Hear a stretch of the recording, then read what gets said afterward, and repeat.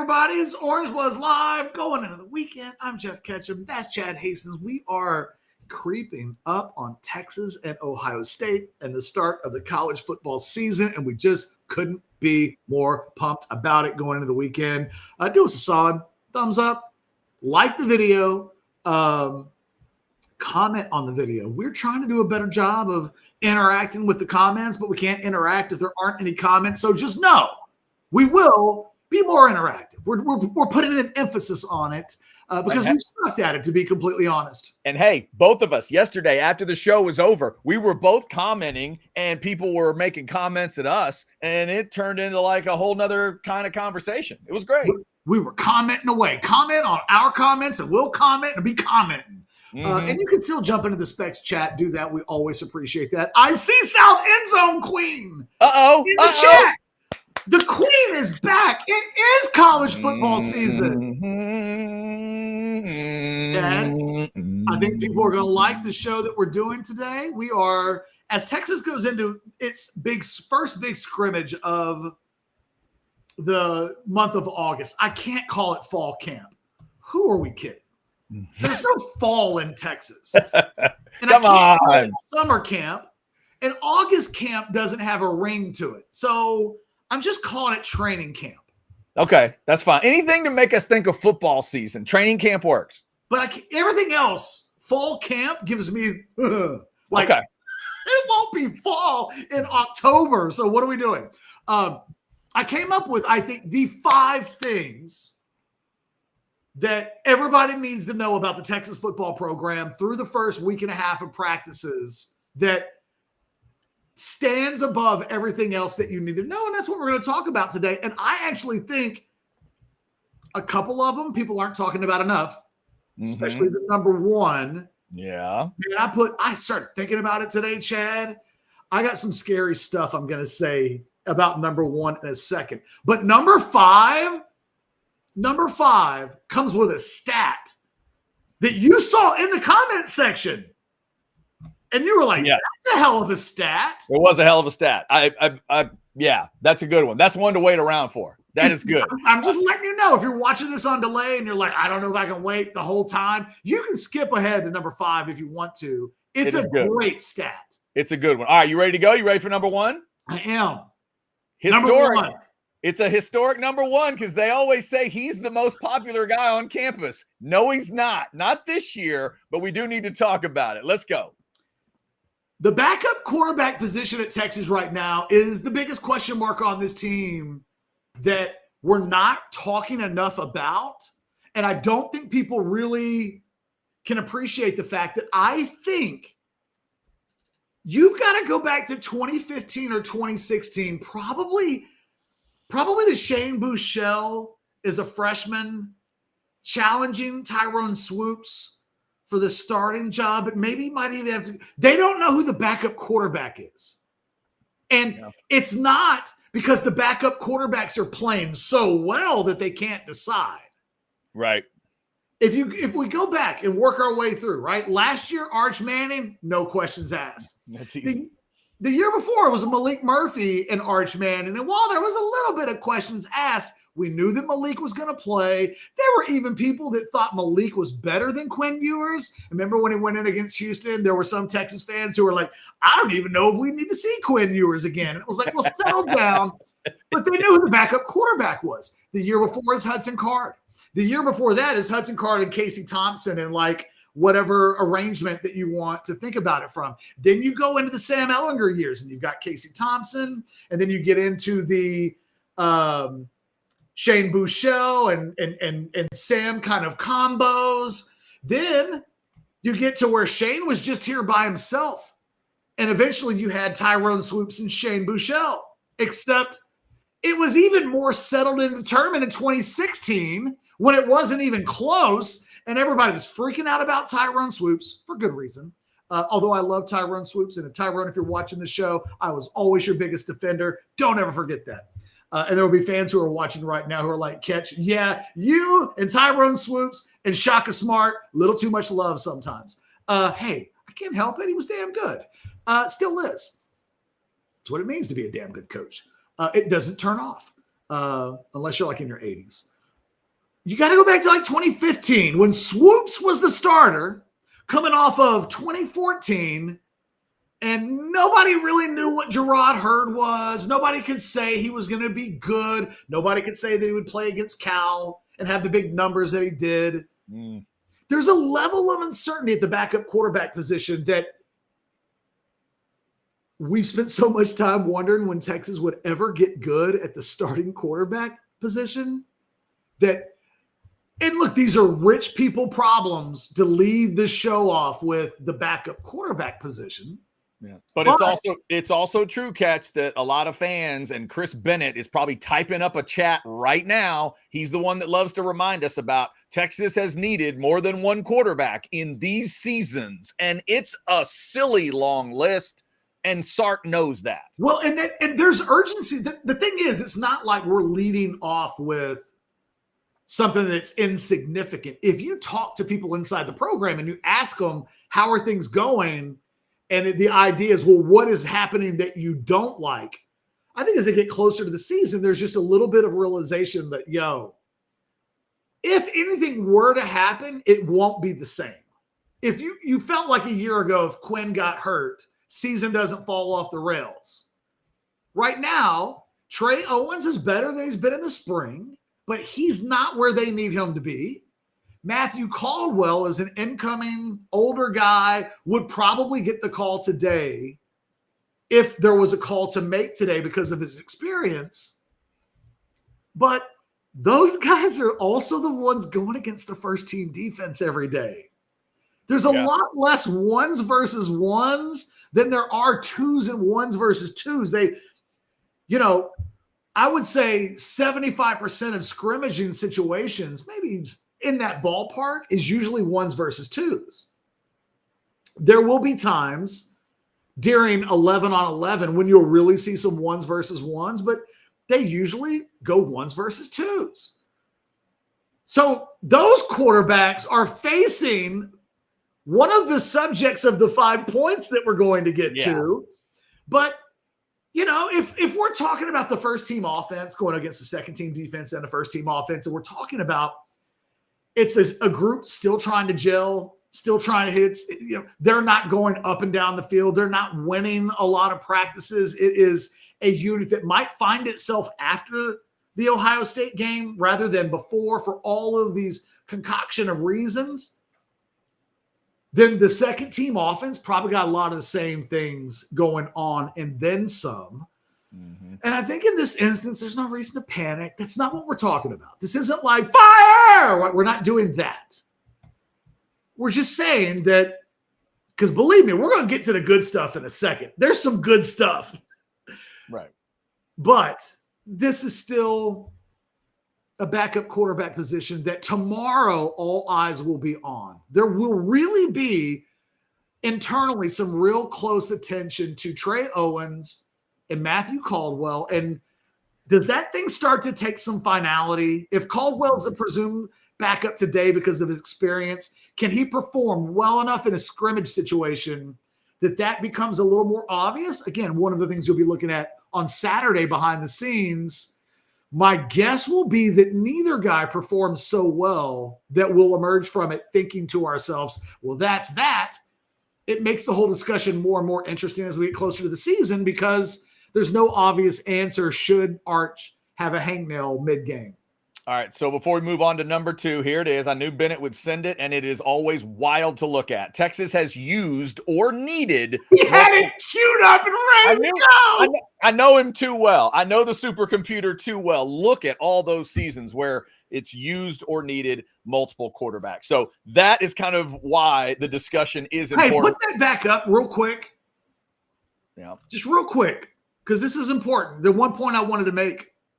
Work your way backwards. What's the first year? When's the last time Texas hasn't needed one? 2019? Yes. And what's the time before that? 17, 16, 15, 14, 13, 11, 2010. Yeah. So I read once, and I know that there are different definitions for this, but I think the textbook definition for a generation is 33 years. So that means in half a generation of football. That sounds like a lot, right? Mm-hmm. And look, we were different people 15 years ago. Yeah. It's crazy to think in half a generation of football, Texas has only not needed its backup quarterback at some point in the season twice. Twice in 15 years. That's crazy. Let me tell you what it means. If Arch stays each of the next 2 seasons, he's going to miss a game somewhere. That would be what a crazy statistical outlier that would be to always need it and then 2 years in a row not need it, right? So like you need to be good at the backup quarterback position. And again, not screaming fire in a crowded theater because I don't want it to seem like we're leading off with negativity, but there's a scrimmage tomorrow. This is one of the things that coaches are looking at. I see that super chat, Paul. We will definitely get to it. Also, just real quick to Jody, I'm really enjoying this. My money's on Richard Walton, and also can't help but think this is Shea Morentz's moment. Well played on both counts. Don't think. I hope it's not Shea Morentz's moment. Don't think my smart ass didn't see that. Paul, we will grab. Actually, you know what? Catch, let's do this before we move on to number 2. Paul with a $4.99 super chat. Buy or sell if Arch plays 2 years, the next starter in 27 is Bell. Buy. Yeah, easy for me. 2, Sydney Sweeney jeans ad hotter than Brooke Shields jeans ad. Oh God, that is a heavy. That's that's a heavy. Paul. No comment. I'm gonna put some respect on Brooke Shields' name. That's not the discussion I'm having there, Paul. Oh. Thank you for that, Paul. Thank you. Okay. Yeah, I think the age of Brooke Shields at that moment would come into the conversation. I wasn't even thinking of like that. Yeah, a little uncomfortable with that discussion, Paul. But I see what you're doing. Was she underage?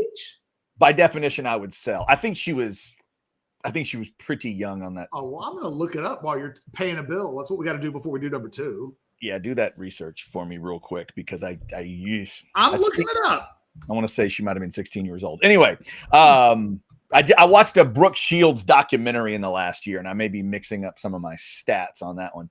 All right, throw us a super chat. It will go right to the top of the list. We've got 4 more things you must know headed into the weekend and that big scrimmage. Right now, though, let's talk about one of our great partners, and it is Hayes City Store. I'm going to take y'all to one of my favorite moments in life. This moment. The moment I'm sitting at Hayes City Store, I've ordered my drink has arrived, and I get to start looking at the menu. It's just one of the best moments ever. You go have it, and you're going to want to have it again and again. Hayes City Store, you see the cups telling you it's in Driftwood. They're on FM 150. That's an old-fashioned, by the way, for Anwar and all you old-fashioned fans. I felt like a whiskey drink that day, and it was fantastic. My buddy's Bloody Mary is the one that's in the background there in the upper left. Hayes City Store, get your reservation before you head out there. Maybe make it a point to get out there before the season starts. Obviously, you can go once the season starts, but get on out there. Have a great time. Tell Travis and Tamara that we said hello and that you heard about it on Orange Bloods Live. Hayes City Store. And then, if you want maybe the best chicken fried steak you've ever had in your life, go ahead and order that too, or anything else on their great menu. All right, Catch, did you find it? Did you find the info? Yeah, man. Look, I need to come to my defense for a second. What's the number? I'm looking at the picture in question, and that is not the picture I had in my head of Brooke Shields in the jeans ad. Okay. Because in the picture that you were thinking of, Brooke Shields was 15 years old. That is the one I was thinking. And in the TV spot, in the Calvin Klein's ad, at 15 years old, she says, by the way, words matter. Yeah, I know where you're about to go. Go ahead. Quote, you want to know what comes between me and my Calvins. Nothing. Yeah, exactly. Yeah. I'm telling you. I am telling you. They were wild in 1980. They were. There's a lot going on. Wow. A lot going on. That Brooke Shields documentary is fascinating, by the way, and it's not all good fascinating. Some of it's like, wait, they did what? They were doing what back then? Her first big movie role was what? At what age? And they had her do what? Yeah, all that stuff. All right. Brooke Shields, for the record, starts with me when she started dating Michael Jackson. I was 7 years old, and then she was like the most beautiful woman in the world, and Michael Jackson was dating her. Yeah. Mine's a little earlier. And that's like, right.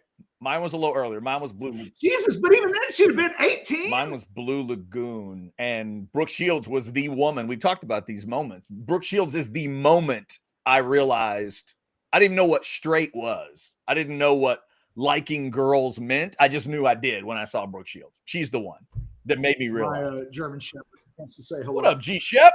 Let's hope that Harper doesn't see anything for the next. Oh, she just sat down and got herself comfortable. Just ready to go. Know that could go. All right, Catch. Haywire here. All right, Catch. Let's move on to number 2 on the list. Things everybody must know as we head into this all-important scrimmage, and we are staying on the offensive side of the ball. Yeah, man. The offense is on a destination trip, and it ain't there yet. And I can't help but think about, I used to watch the Smurfs when I was a kid, Saturday morning cartoons.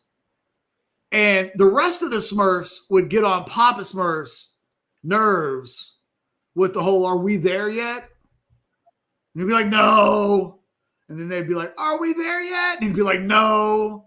And then eventually they'd get there, and then he'd be like, thank God we're here. That's the Texas offense. They're not there yet. They're not going to get there, I don't think, in August.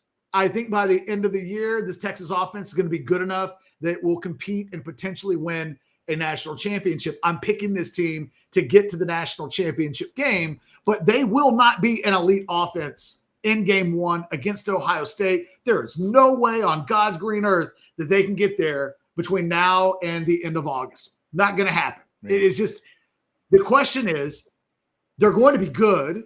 They might even be very good. It's where on the spectrum in somewhere between good and where they might eventually get. Are they on their journey? They're going to get there.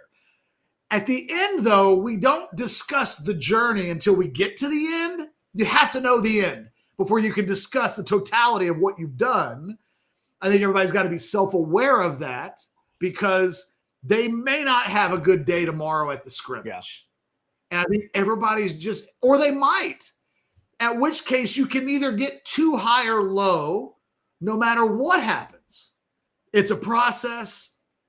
What happens in Columbus will be a big part of that team's next step in the process. So will the next 3 games that follow that in September when they can just work anything out that they need to. We need to run the ball better to the left side. Okay, we got time. What's that? We're not getting the ball to the tight end enough. Jack Injuries caught 0 passes in the opener. He'll get 6 in game 2. Like, there are all of these things that are evolving. And we can't lose sight of the fact that the only thing that's different about this, there's a couple of things. They're different between this season and most other seasons. Number 1, Texas is ranked number 1 in the country. That's not most seasons. Number 2, they open up against the number 2 team in the country, and that is not most seasons. Sometimes you get this game in the second game of the season. Sometimes you might get it the second weekend in October. Like, there's these moments in a season where you build up to. It's just different that the expectation is that Texas has to be at a place before September 1st even. And I just think we need to – and Ohio State's got to do the same thing. Somewhere there's an Ohio State show that's like, I don't know if the offense – I don't know if Julius Sands ready yet. And their expectations can't be, so what's he going to throw for 4 touchdowns against that Texas defense? No. They need to focus on winning and how they get there, and the path that they can get to get there is what matters. They have to know they're not scoring 30 against Texas when that game takes place on the last weekend in August. The thing I keep thinking of, Catch, with this game is these 2 offenses there's some similarities. You're replacing key players. How many points are you going to need to score? But also, how safe can you be facing these defenses? Can you be careful enough? Can you not make early mistakes? Because it's a game where I would absolutely defer and put my defense out there, both teams. So It's okay to not score until the second quarter. But you just laid out the extra history, Catch. We cannot mention this enough. Texas, Ohio State, and every other college team that ever existed have never played in this game, ever. Since 1936, when the AP poll started, 1 and 2 have never met week 1. To your point, sometimes you get a couple games to ease in, and then it's a 1-2. Sometimes 1-2 happens in Dallas, Texas, and OU. That's happened. It's happened a ton. Florida State and Miami, they never did it game 1. Florida, and they never did it game 1. Nebraska and anybody you can think of never did it game 1. So these two offenses with quarterbacks that weren't the starter last year are facing these defenses day 1. First time we've ever seen the number 1 defense ranked and number 2 defense. Those two defenses face each other right away. You don't get an ease in kind of game. It's fascinating to think about what. It's one thing to say, what do you score, Catch? It's another thing to say, how careful do you have to be early? Because if somebody goes 10-0 in this game, is it done? Maybe over, right? If you get if we end the first quarter and I tell you that somebody's up 10-0, isn't that somebody winning the game? And not only that, you don't even have to tell me the teams. I'll wonder if the losing team will get to 10 before the game's over. Yeah. One thing I would say, look, I think Chad will back me up on this. I think one of the best things I do as a human being, I really do it as a parent. And I've even done it today with Chad. Like, Chad can verify this.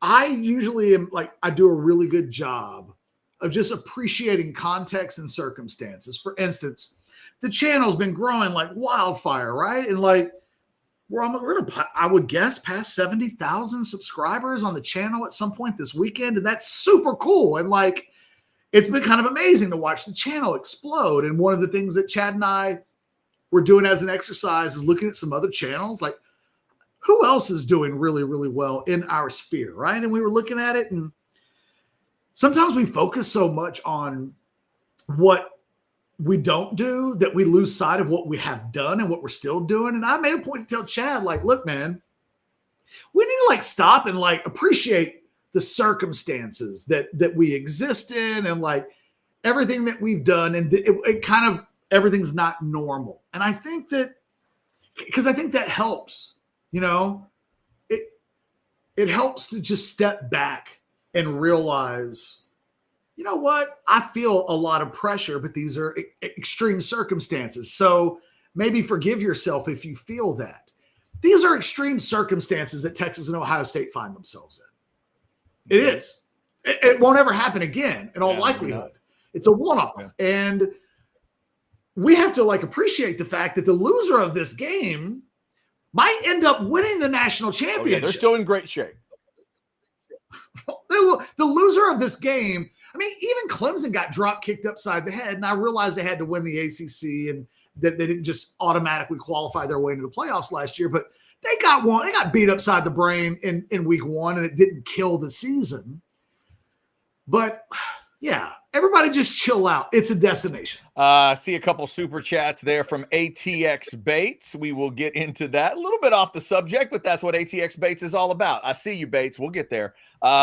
We are going through 5 things you must know before this big scrimmage tomorrow for Texas. Let's give Texas Card House some love as we're rolling through. Oh, I should hang on one second. Hold on. There we go.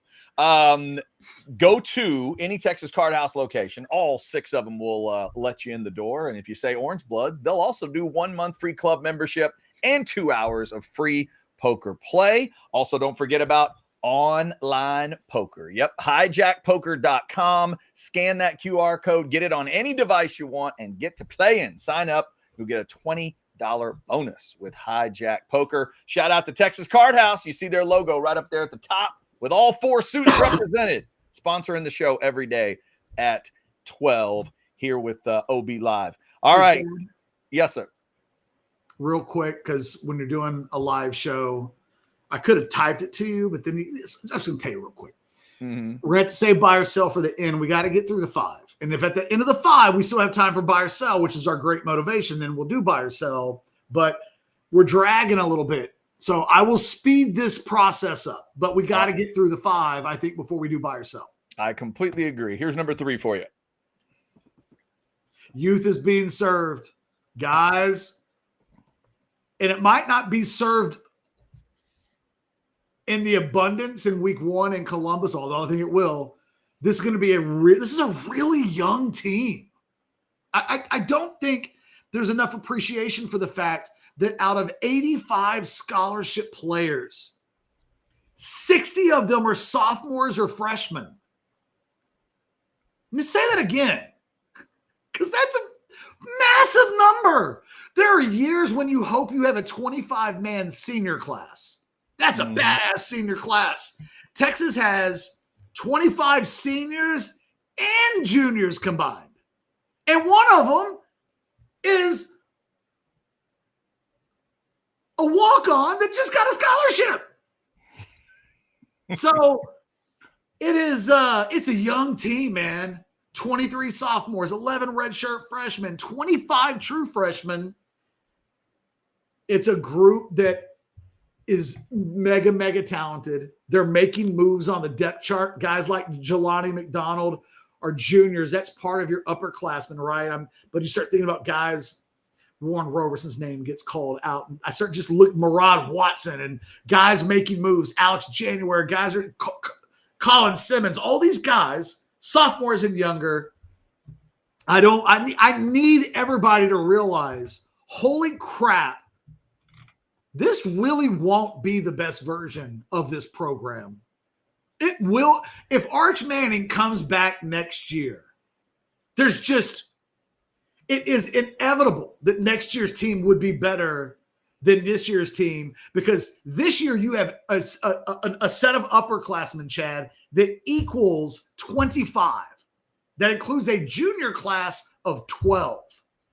Next year, without any transfers, because you know how many of the juniors were transfers? Of the 12, 1, 2, 3, 4 of those guys were transfers. So this would be an 8-man junior class without the transfers. Damn. Next year, that number is 23 before any attrition, but also before any additions. And then, depending on how many true freshmen play this season, which I think is going to be a lot, suddenly your sophomore class next year might have 30 in it. So, the best of what Sark is building, it's a hell of a thing to say when a team's ranked number 1 in the country. The best of Texas football is not yet arrived, and that should be just maybe that's the second most exciting thing we'll say in the show today. Yeah, and for me, Ketch, the next thing would be the most exciting. If you love Texas, it's about this defense. Let's get to number 4. This is number 3 for me. And the thought process of this defense. I have never covered a Texas defense that is so good that it's been compared to other great. I feel like the 1983 defense that had like a bazillion guys drafted, right, went to the NFL. That team would have won a national championship. Sure. Right. Yeah. Just a fluke took it from them. Not relitigating. And right. Look, you could also say they were a fluke play away from Nebraska just winning the damn thing and rightfully being the national champion in 1983. For me, just being completely honest. Right. They should have beaten Miami. They were awesome. Nebraska fans, that was one of the first college football teams I ever loved. It broke my heart that Mike Rozier didn't win the national championship when I was 7 years old. Those are some badass teams in 83. I still remember what they did to Oklahoma in that game. God, if we could have just had a real system in 83, can you imagine? Jesus. But I don't know post 1983. That is 42 years ago. Right. They're the first group that came to my mind when I saw this, Catch, about who could we start to compare them to as the season goes along. I am trying to think, like, if we go to the championship years in the 60s, do people speak of the defenses in those tones? Would we speak of the 05 defense in that tone that we're going to talk about this group? My top 10 this week, I'm letting you know in advance. Mm-hmm. It won't be musician or TV or video related or like movies. You're going Texas defenses. I don't know the answer to what the top 10 defenses are in the history of the school. Right. In asking this question, I need to be able to answer my own question. Right. What is the best post 1990 defense? Chad, you've covered the overwhelming majority of these teams professionally. Yeah, 90s professionally to 94. 90 is one that popped in my head too, not just because we talked to Brian Jones during the season, but like that, that shocked the nation defense. It wasn't better than the 2001 defense, though, was it? No, I don't think so. I don't think so. 09? I think the answer is 09. That defense took Texas to the national championship game. Yeah, they did. I think that's the answer, but I don't know. Yeah. And if that's the answer, then all season long, I think we're going to be watching a defense that we talk about in that breath. In fact, here's what I want from Chris Bennett and everybody else. Go into the comment section, not the live chat. That's what I want from everybody watching the show today. I want to know what you guys think, and don't look it up. I want the blind taste test. Yeah, there's Bennett says he thinks 01 is the best defense of the Mac era. Go into the comments section and just leave that. I want everybody watching this video. Because I don't know. I don't agree with Chris, but I will do the invest. I know they were number one in the country. I also know they got pile driven by Colorado in the most important game of the season. And I don't give a fuck that they were the number one ranked defense in college football. I will not call a defense that could not stop Chris Brown in Colorado in the biggest game of Mac Brown's life. Can't do it. Chris, it will be in the top 10. Yeah. It'll probably be top 5, top 3. It will not be number 1. You just can't. Yeah. I think I probably agree with you there. It probably can't be number 1. All right. We'll get ATX Bates. I'll get those super chats. But unless so many people put 2001 in the comments section that I feel vetoed. Just overwhelmed. Yeah, I got you. All right, let's finish this up and then we'll get those super chats. But number 5 is a great one as well. Number 5 should just make Texas fans smile from ear to ear. I saved it for number 5 for a reason. Yes. I'm listening to the DJ Campbell portion of player availability yesterday. And they asked DJ Campbell about what does the team think? What do you think? What's the vibe? Y'all are ranked number 1 in the country. All these expectations, 1 versus 2, opening game. Everybody's expecting you to win a national championship or play for one. How are you guys handling this? And Campbell took a moment, thought about it, kind of poo-pooed it a little bit, and then said something that hit me like a sack of bricks. He said, I don't know, man. It's not really that big of a deal because, that's just what we do. And I thought, it's just what we do, huh? You know what I mean? Right. Texas football, that's just what they do. Right. Except what did I just tell everybody? It is what they do. 60 of the guys in this program are sophomores or freshmen. Mm-hmm. And only a few of those sophomores are redshirt freshmen. In fact, if I were to count them out, there would be 6 of them. The number of players in this program that have experienced at Texas, that's the key thing, because we do have transfers and Jack injuries doesn't get to count in this. But if you've played at Texas, there are 11 guys on the scholarship roster of 85. And it only gets to that number because they added a walk-on. And he's been here because he's a senior for all of what I'm talking about. There's 11 guys on the roster that have played at Texas in a season and experienced something other than a national semifinalist spot.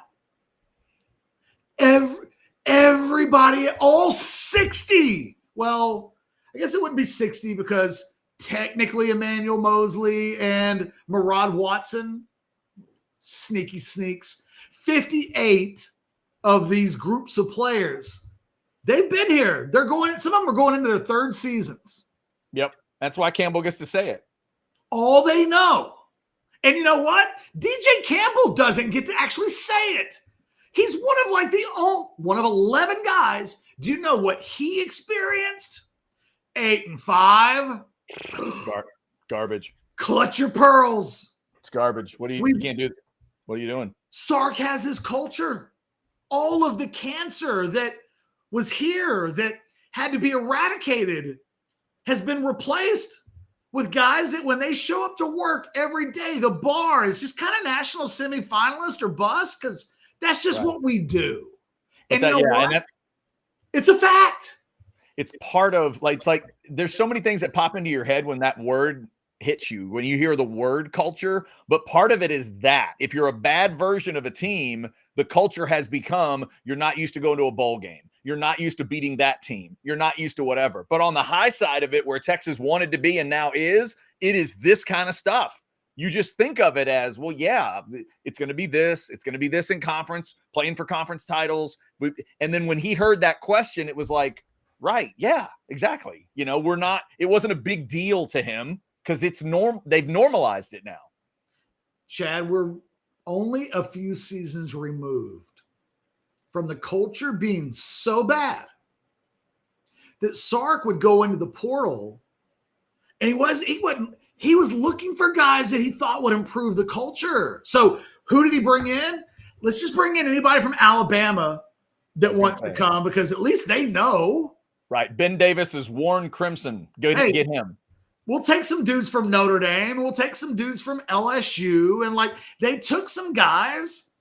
And when Sark was asked way back in the day, this was the thing that was asked in 2021. It was like, are you worried that the transfers are going to come in and just disrupt the chemistry of the program? It's funny. We don't really say that a whole lot, at least not around here.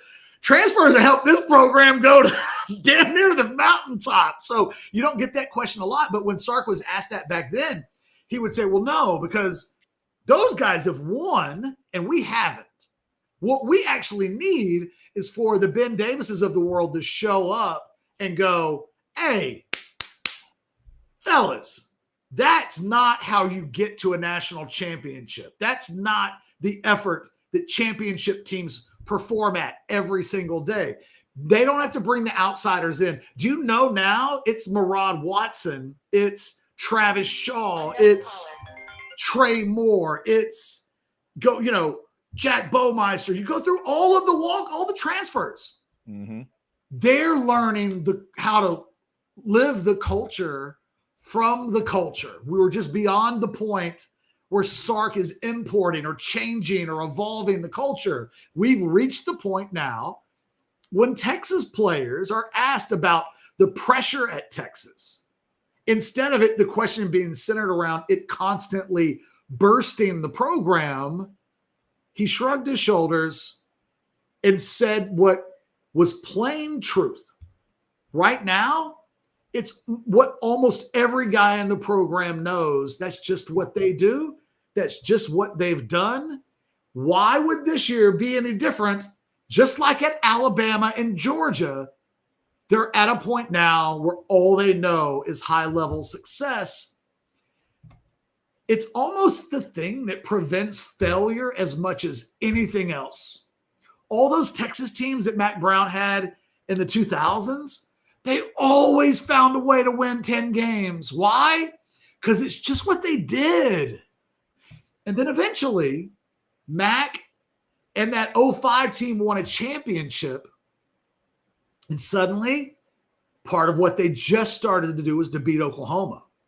Suddenly, you get to 2008 and 2009, and that was the third out of fourth time and the fourth out of 5 times that Oklahoma had fallen to Texas. And what do we think about those 2005 and 2009 teams? They're the ones that flipped the OU rivalry, that Stoops owned Texas, and whether OU fans and whether Texas did enough with it, we can debate. But from 2005 to 2009, that was 4 out of 5. That was pretty emphatic. And then it changed again. The worm turned, if you will, right as I was saying that the worm had turned. This is where Texas is now. You have to get eventually to a point where your program is on autopilot in the best way possible. And it's so hard to get there, and Texas is there now. And guys, I'm just telling you, like, I've been doing this a long time, and you guys have been watching me do YouTube videos for a long time. You've been on Orange Bloods for a long time. I have predicted a bunch of 7-5 and 8-4 seasons in the last 10 years when everybody else was saying stuff like 11-1 and 10-2. And I'm like, I don't know, man, 500 could be tough. I'm telling you, I am not the guy that's hyperbole man every year. I'm telling you, you can, I was a skeptic on Sark to some extent. It's unavoidable. What he's done and what he's doing in real time is a real master stroke of program building. And I can't wait to see where this thing goes. Chad and I are really lucky. And we're not on the precipice of 70,000 subs on our YouTube channel if we're not covering the #1 team in the country with Arch Manning and with Steve Sarkisian and with a roster that has been killing and recruiting over and over and over again. People, this is really important. Tell your loved ones this weekend, 2025 for Texas football fans. These are the best of times. Savor them. Savor them. Trust me, I'm a Liverpool soccer fan. They won the league last year. They look like they're going to be awesome this year. I know it won't last forever. I know they'll have a 2010 Texas football season at some point, and it'll suck. So while it's great, smell the roses. While it's great, appreciate that you're in it, because it will go away. But right now, it seems like it's going to be here for quite a while. As long as Sark is here, it does feel like Texas is going to be having these types of discussions on an annual basis. And Texas fans, while it's great, go ahead and get stocked up at Specs. This summer, when the sun scorches and sanity is one sweat beat away from collapse, a hero rises. Specs, your cathedral of cold cans, your oasis of cool. Just about 700 of you in the Specs chat right now. Shout out to Specs and their great partnership. You see the rabbit in the upper right corner each and every show. Let's grab a couple of super chats from ATX Bates. $4.99. 2 buyer sells. 1, after only one date, a woman offers a ticket to Texas, Ohio State in exchange for getting the airfare. You'd go. I would say buy. Chad, I didn't hear any of that. I heard airfare, you'd go. Okay, now I can read it. After only one date, a woman offered the ticket to exchange for the. After only one, buy. Buy, assuming it was a good date. I mean, if it was a terrible date, that's different. But as long as the date is okay. You're not asking the right question, ATX Bates. Yeah. All right. So here's another one. Be like, if she was a horse, like, you know, that's all I'm saying. You know, you got to make this thing more difficult. What's the big deal? Yeah. Yeah. I'm not understanding that one, Bates. All right. I mean, how about airfare would be expensive because you've waited this long. Right. Yeah. But That's. Like, I would, if she's good looking and she's offering me a ticket, that probably make it much more likely that I just spend whatever the hell the airfare costs. Yeah, he kept it real simple. It's one date and it's a woman. Other than that, we don't have a lot of details about her. If she's half good looking, first of all, that's an out of town trip. You know what that means, right? Sex. I mean, you've only been on one date, so that may not have happened, but she's inviting you to go to Ohio. Oh, y'all are knocking boots, man. Yeah, you're a man. You're spending whatever it costs at that point. Yeah. Taking out a loan. No, you don't get to come in after the fact, Josh, and say the woman is Rosie O'Donnell. No. He did not specify that in the question. He didn't specify that. ATX Bates for another $4.99. Number 2, Selma in From Dusk Till Dawn is hotter than Sweeney, and it's not close. We'll buy. Yeah, I mean, you're getting a little rude at the end, but it's a buy. There's no reason to do that for me, but buy. Yes. Of course. talking about a graduate level course there. It feels like he's trying to say that Sydney Sweeney's not hot. I know, like, let's not be. There's no need to be rude there. I mean, that's just weird. Selma is my Selma. favorite of all time, but like Selma is Selma. I went and asked my wife, "Honey, do you think Sydney Sweeney's hot?" She's like, "Oh yeah, love her boobs." Like, you know, absolutely. All right, we'll try to squeeze buy or sell in here. There's another chat. I think it's good. She heard that. Heather, do you think Sydney Sweeney's sexy? Yeah. Well, of course. Yes, right? Yeah. That is not an invitation to come join the show. Now, by the way, whether you're checking out Selma Hayek or Sydney Sweeney or Selma football. Hayek does from dusk till. Selma Hayek, no, that's not good stuff there. Her husband's the awful person. She just sold Selma Hayek for some reason. Okay, well, that's just silliness. Okay, I got it. See, Yeah. I can't do that.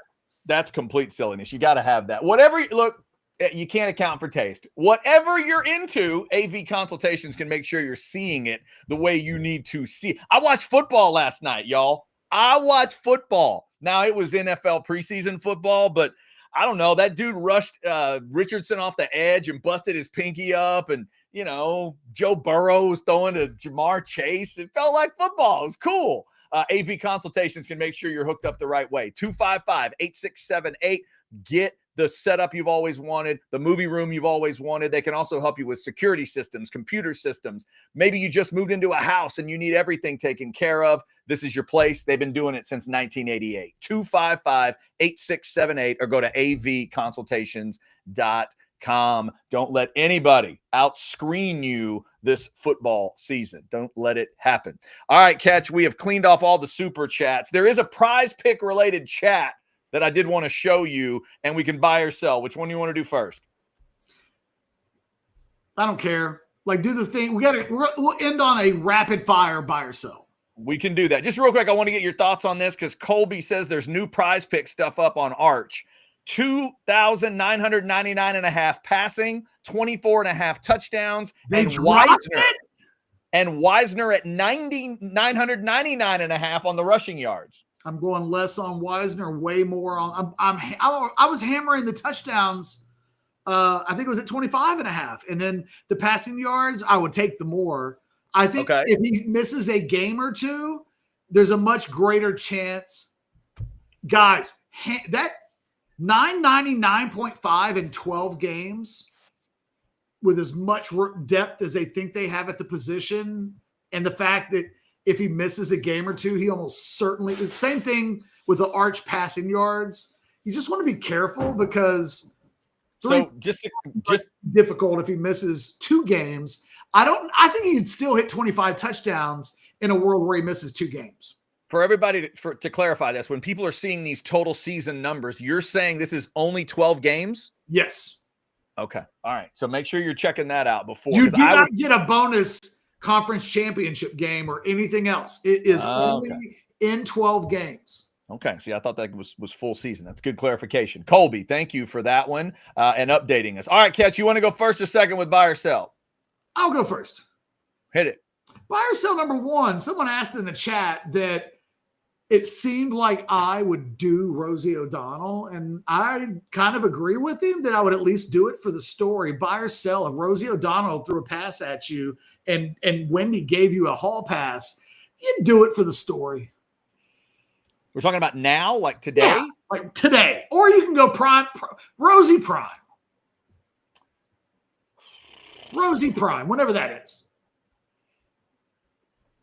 Right after she's in the baseball movie, League of Their Own. Right after she's in the League of Their Own. I mean, in theory, it's a buy. She's not like, not a buy. I'm not like a Rosie hater like some are, but I'm also not jumping at that necessarily. So it's a lowercase buy. Buy or sell number 2. Ryan Wingos catches more touchdown passes this year than DeAndre Moore. Touchdown passes, DeAndre Moore or Ryan Wingo? I'm going to sell and say it's Moore. I'm going to say Moore is the guy that catches more passes. I'm going to say Wingo ends up with maybe more yards. That's a tough one. Buy or sell number 3. You think Brad Spence finishes with more sacks than Ethan Burke. Brad Spence and Ethan Burke. Spence, linebacker, going out there. Both of them had about roughly the same number of sacks last year, like 4.5, 5.5, something like that. Yeah, I may be overcooking this dude, but I'm going to sell and go with Burke. I think Burke's going to be a sack master on this team. I think he'll have more than Spence. Buy or sell number 4, you will watch at least 2.5 hours of preseason NFL football action this weekend. Bye. You're like, ah. I will. I absolutely will. And I'm going to lay it all out for catching a buy or sell. But yes, there's enough out there that I want to check out to buy. And finally, buy or sell number 5. In that vein, I can't believe I went with a Rosie O'Donnell question first. Quinn Ewers, Sunday, noon, Dolphins in Chicago. You'll watch the first half of that game, even though he won't be playing, because you don't want to miss the second half.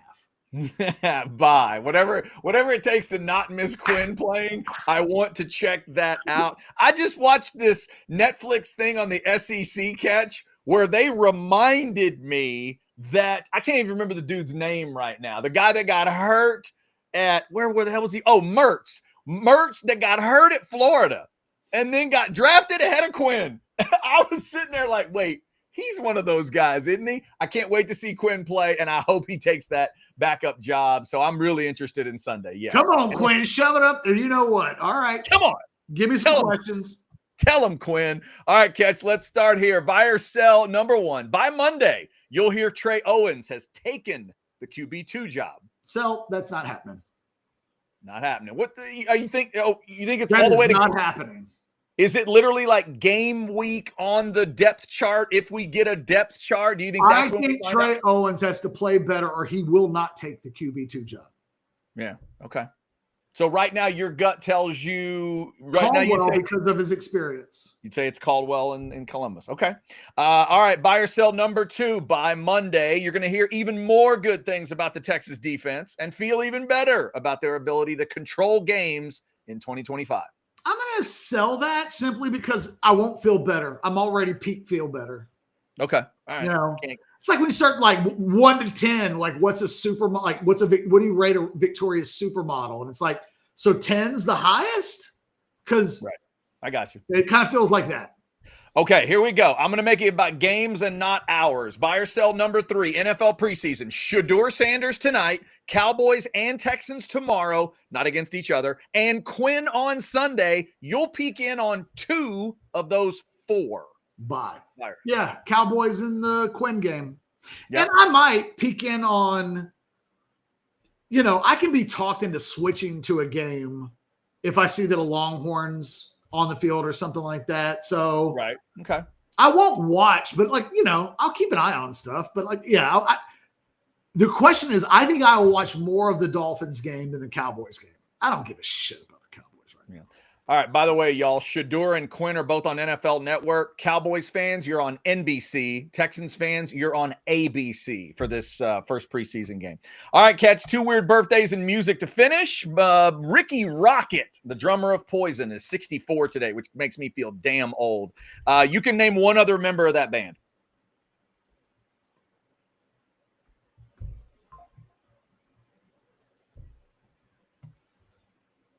I just feel like I'm forgetting the obvious one.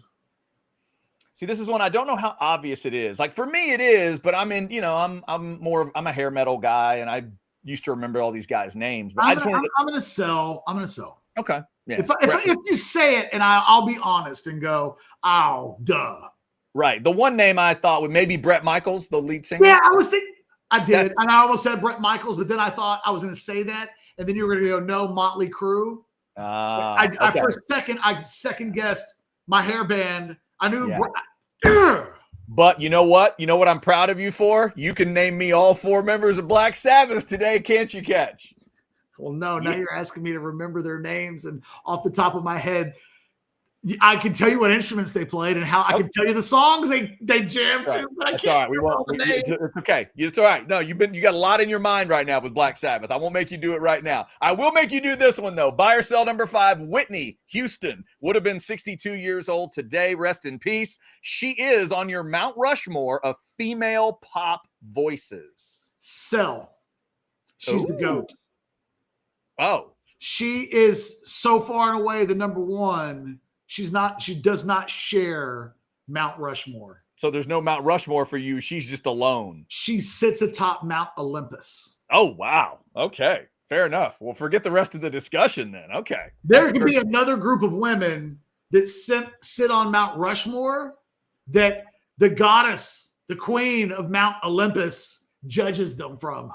Fair enough. Happy birthday to Whitney, man. Go listen to some Whitney Houston today if you get a chance. All right. Thank you guys for jumping in the chat. We got over 700 of you as we get ready to close up. Thanks for liking, subscribing, getting the notifications. Like it on the way out if you didn't like it on the way in. And thank y'all for helping. And tell us who the best Texas defense, Yes. the GOAT Texas defense of your lifetime is what? When we close it up, y'all go into the comment section. We'll jump in there as well. Let's talk some Texas defense. Who do you love? And don't just say 1990 because you think Brian Jones wants you to. Let's have the real discussion. By the way, for those that asked, next Thursday, the 14th, is when we believe we're going to be talking to Brian Jones for the first time. So make sure you check that out. Thank y'all for checking us out. We will be back next week, even closer to the game, with a lot more good stuff here on Orange Bloods Live. Y'all take care. See ya.